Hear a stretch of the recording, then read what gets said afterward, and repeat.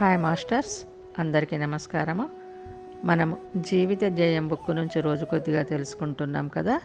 ఈరోజు మరికొద్దిగా తెలుసుకుందాం. ముందుగా బ్రహ్మర్షి పితామహ దంపతులకు నమస్సుమాంజలుడు. ఇంతవరకు మనము ధ్యాన శాస్త్రంలో 9 పాయింట్ల గురించి తెలుసుకున్నాం. ఈరోజు బుద్ధుని దివ్య ప్రబోధాలు తెలుసుకుందాం. గచ్చామి అంటే నేను వెళ్తున్నాను అని అర్థం. శరణం అంటే శరణు కోరి అని అర్థం. బుద్ధం అంటే ఎన్లైటన్మెంట్, నిర్వాణ స్థితి. బుద్ధం శరణం గచ్చామి అంటే ఆ యొక్క నిర్వాణ స్థితిని శరణు కోరి నేను నా జీవితంలో పయనిస్తున్నాను అని అర్థం. బుద్ధత్వ స్థితికో సంశయం లేని స్థితి. ధర్మం శరణం గచ్చామి, బుద్ధత్వానికి మార్గదర్శం.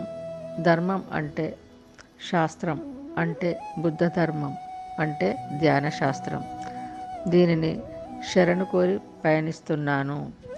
సంఘం శరణం గచ్చామి, కలిసి ఉంటే కలదు సుఖం, కనుకనే సంఘం శరణం గచ్చామి.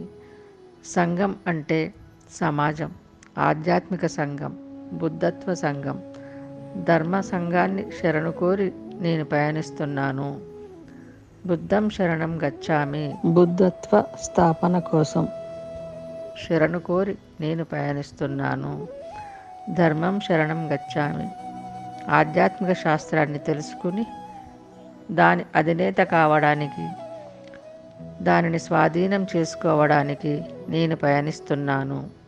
సంఘం శరణం గచ్చామి, మొట్టమొదటిగా ఆధ్యాత్మిక సంఘాలలో నేను సభ్యుడను. తర్వాత ప్రపంచపు సంఘంలో నేను ఒక మాస్టర్ని.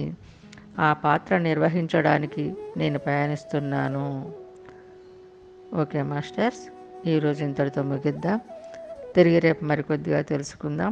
అందరికీ ధన్యవాదాలు. బ్రహ్మర్షి పితామహకు నమస్కారములు.